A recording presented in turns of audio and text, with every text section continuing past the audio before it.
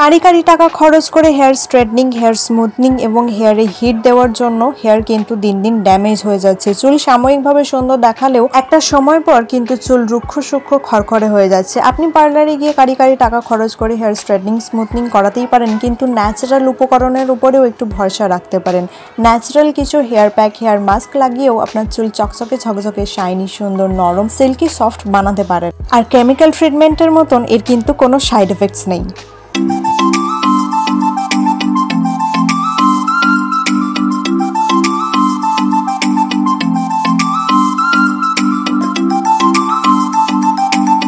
নমস্কার বন্ধুরা, welcome back to my family প্রাকৃতিক রূপকথা। আশা করছি সকলে অনেক ভালো আছেন। সকলকে অনেক ধন্যবাদ চ্যানেলটিকে সাবস্ক্রাইব করে ভিডিওগুলো দেখার জন্য আর আমাকে এত ভালোবাসা দেওয়ার জন্য। আজ আমি আপনাদের সামনে এমনই একটা হেয়ার মাস্ক নিয়ে হাজির হয়ে গিয়েছি যেটা বানানো কিন্তু খুবই সহজ।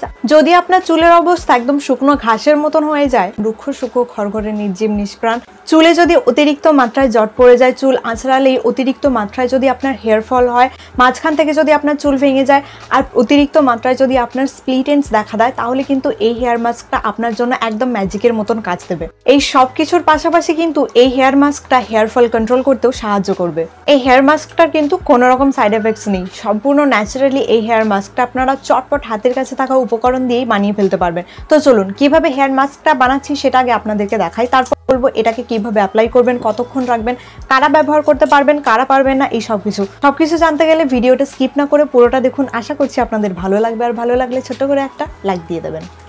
প্রথমে আপনার চুলের লেন্থ অনুযায়ী পরিমাণ মতো মেথি দানা একটা গ্লাসের মধ্যে নিয়ে নিন। যদি আপনার চুল ছোট হয় সেই ক্ষেত্রে মেথি দানার পরিমাণটা একটু কম নেবেন। কতটা পরিমাণে মেথি দানা আপনার লাগবে সেটা প্রথমবার হেয়ার মাস্কটা যখন বানাবেন তারপর থেকেই আপনার আইডিয়া হয়ে যাবে। তারপর 1 গ্লাস জল ঢেলে নিন এবং ভালো করে নাড়াচাড়া করে সারা রাত ধরে এটাকে ঢাকা দিয়ে রেখে দিন।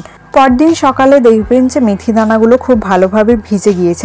মেথি যদি রাত্রে ভেজাতে ভুলে গিয়ে থাকেন সেই ক্ষেত্রে 1 কাপ জল বা 2 কাপ জল দিয়ে আপনারা মেথি দানাগুলোকে একটু সেদ্ধ করে নিতে পারেন। এবার জলটাকে ওপরে ওপরে ঢেলে নিন। সময়ের অভাবে যদি আপনি চুলের যত্ন না নিতে পারেন তাহলে শুধুমাত্র এই মেথির জল দিয়ে আপনারা খুব সহজে নানা রকম ভাবে চুলের যত্ন নিতে পারেন। অলরেডি সেই ভিডিও আমার চ্যানেলে রয়েছে, যদি জানতে ইচ্ছে হয় একবার দেখে নিতে পারেন। এই মেথি দানা কিন্তু বহু যুগ ধরে চুলের যত্নে ব্যবহার হয়ে আসছে। ঘন লম্বা চুলের স্বপ্নও কিন্তু পূরণ করতে পারে এই মেথি দানা। এই ছোট্ট হলুদ রঙের বীজ এতটাই শক্তিশালী, এটা অনেক রোগ থেকেও মুক্তি দিতে পারে। শুধু এখানেই শেষ নয়, চুলের নতুন প্রাণ যোগ করতে পারে এই দানা। নিয়ম করে এই দানা ব্যবহার করলে চুল হবে চকচকে সুন্দর, নরম, সিল্কি, সফট। ভিজে যাওয়া মেথি দানাগুলো মিক্সারের জারের মধ্যে ঢেলে দিয়েছি। এবার যে জলটা তুলে রেখেছিলাম সেই জলটা অল্প পরিমাণে এর মধ্যে দিয়ে এটার একটা ফাইন পেস্ট বানিয়ে নিয়েছি। মেথির বীজে প্রচুর পরিমাণে আয়রন এবং প্রোটিন রয়েছে। এই দুই জিনিসই চুলের জন্য প্রয়োজনীয়। এই কারণেই মেথি দানা চুলের অনেক সমস্যা যেমন চুল ঝরে পড়া,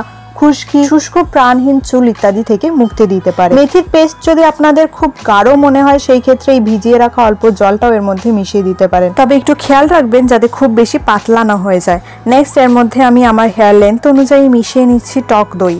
দইয়ের ফ্যাট আর ল্যাকটিক অ্যাসিড চুলে আর্দ্রতার যোগান দিয়ে সেটাকে নরম এবং স্মুথ বানাতে সাহায্য করে। আসলে দই প্রাকৃতিক কন্ডিশনারের মতোই কাজ করে।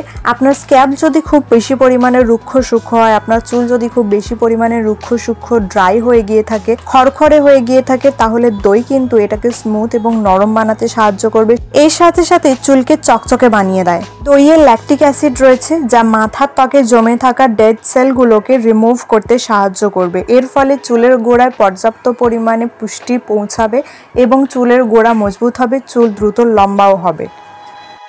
হেয়ার মাস্ক রেডি হয়ে গেছে। চলুন এবার আপনাদেরকে জানিয়ে দিই কিভাবে অ্যাপ্লাই করবেন, কতক্ষণ রাখবেন, সপ্তাহে কতদিন ব্যবহার করবেন, এই সব কিছু। আপনি যদি আমার চ্যানেলে নতুন হয়ে থাকেন অথবা আপনার যদি আমার ভিডিও দেখতে ভালো লাগে, এখনও যদি চ্যানেলটা সাবস্ক্রাইব না করে থাকেন, তাহলে এই ধরনের ভিডিও পাওয়ার জন্য চ্যানেলটিকে অবশ্যই সাবস্ক্রাইব করে রাখুন।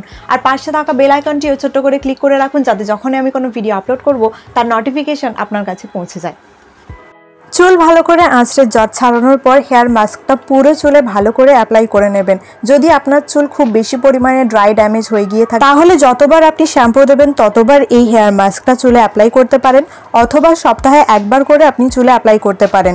এছাড়া যদি আপনার চুল মোটামুটি একটু নর্মাল ওয়েতে থাকে, মোটামুটি হেলদি থাকে, সেই ক্ষেত্রে আপনি মাসে একবার বা মাসে দুবার করে এই হেয়ার প্যাকটা লাগাতে পারেন। এটাকে আপনারা নিশ্চিন্তে চুলের গোড়ায় অ্যাপ্লাই করতে পারেন।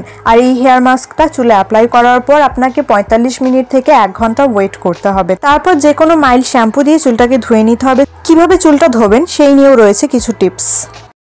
এই হেয়ার মাস্কটা পুরো চুলে ভালো করে অ্যাপ্লাই করে নেওয়ার পরে শাওয়ার ক্যাপ দিয়ে মাথাটা ঢেকে রাখবেন অথবা প্লাস্টিক দিয়ে মাথাটা ঢেকে রাখবেন। এই শাওয়ার ক্যাপ দিয়ে অথবা প্লাস্টিক দিয়ে মাথাটা যদি কভার করে রাখেন, এর কিন্তু অনেক রকম উপকার আপনারা পাবেন। যেমন হেয়ার মাস্কটা লাগানোর পর আপনার চুলটা যদি আপনি শাওয়ার ক্যাপ দিয়ে অথবা পলিথিন দিয়ে কভার করে রাখেন, তাহলে কিন্তু ময়েশ্চারটা লক থাকবে, অর্থাৎ আপনার চুলটা অনেকটা টাইম পেয়ে যাবে এই হেয়ার মাস্কটা চুলে অ্যাবজর্ব করার জন্য। আপনার চুলটা এই ক্ষেত্রে সফট থাকবে বেশি পরিমাণে, শাইনি হবে বেশি পরিমাণে এবং চুলে সম্পূর্ণ হেয়ার মাস্কের গুডনেসটাও পেয়ে যাবে। অপরদিকে যদি আপনি হেয়ার মাস্ক লাগানোর পরে কোনো রকমভাবে চুলটা কভার না করেন, সেই ক্ষেত্রে এটা তাড়াতাড়ি চুলের মধ্যে শুকনো হয়ে যাবে, অর্থাৎ আপনার চুলটা কিন্তু পর্যাপ্ত টাইম পাবে না এটার সম্পূর্ণ গুডনেসটা উপভোগ করার জন্য। হেয়ার মাস্কটা ভিজে থাকার জন্য আপনি যখন হেড ওয়াশ করবেন, অর্থাৎ আপনার চুলটা যখন আপনি ধোবেন, তখন কিন্তু খুব তাড়াতাড়ি এটা চুল থেকে ধুয়ে বেরিয়ে যাবে। কিন্তু যদি আপনার চুলে এটা শুকনো হয়ে যায়, তখন কিন্তু চুলটা ধুয়ে পরিষ্কার করার সময় অনেকটা টাইম লেগে যাবে, আর টানা হ্যাচড়া করার ফলে কিন্তু আপনার হেয়ার ফল বেড়ে যাবে।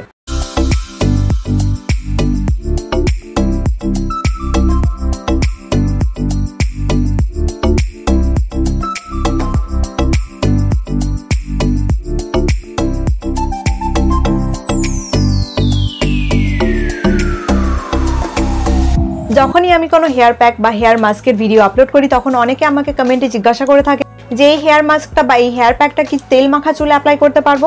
আজকের এই হেয়ার মাস্কটা কিন্তু তেল মাখা চুলে অ্যাপ্লাই করলে হবে না। আজকে শেয়ার করা এই হেয়ার মাস্কটা শুধুমাত্র বড়রা না, বাচ্চারাও কিন্তু ইউজ করতে পারবে। হেড ওয়াশ করার সময় একটা জিনিস কিন্তু মাথায় রাখবেন, বেশি পরিমাণে কিন্তু চুলটাকে টানা হ্যাচড়া করবেন না, তাহলে কিন্তু হেয়ার ফল বেড়ে যাবে। যতটা পরিমাণে পার্টিকেলসগুলো ধুয়ে বের হচ্ছে ততটা বের হতে দিন, যতটা পরিমাণে আটকে রয়ে যাচ্ছে সেটাকে আটকেই থাকতে দিন। শ্যাম্পু দিয়ে চুলটা ধুয়ে নেওয়ার পর ন্যাচারালি যখন আপনি চুলটাকে ড্রাই করে নেবেন, তখন কিন্তু যে সমস্ত পার্টিকেলস আপনার চুলের মধ্যে লেগে থাকবে সেটা অটোমেটিক্যালি ঝরে পড়ে যাবে। আর হ্যাঁ, ভিজে চুল কিন্তু একদম আঁচড়ানোর চেষ্টা করবেন না, এই ক্ষেত্রেও কিন্তু হেয়ার ফল বেড়ে যেতে পারে। এই হেয়ার মাস্কটা এতটাই এফেক্টিভ যে এই হেয়ার মাস্কটা লাগানোর পরে কোনো রকম হেয়ার কন্ডিশনার বা হেয়ার সিরামও আপনাকে ব্যবহার করতে হবে না, আপনার চুলটা কিন্তু এমনিই সিল্কি থাকবে। কিন্তু আপনার চুল যদি খুব বেশি পরিমাণে ড্রাই রুক্ষ হয়ে থাকে, খুব বেশি পরিমাণে খড়খড়ে হয়ে থাকে, তাহলে কিন্তু আপনাকে একটা হেয়ার সিরাম বা হেয়ার কন্ডিশনার অ্যাপ্লাই করতে হবে। আজকের ভিডিও এখানেই শেষ করলাম, দেখা হবে অন্য কোনো ভিডিওতে। সবাই সুস্থ থাকবেন এবং ভালো থাকবেন। ভিডিওটা কিন্তু যার রুক্ষ শুকো ড্রাই হেয়ার, তাকে কিন্তু শেয়ার করতে একদম ভুলবেন না। টাটা।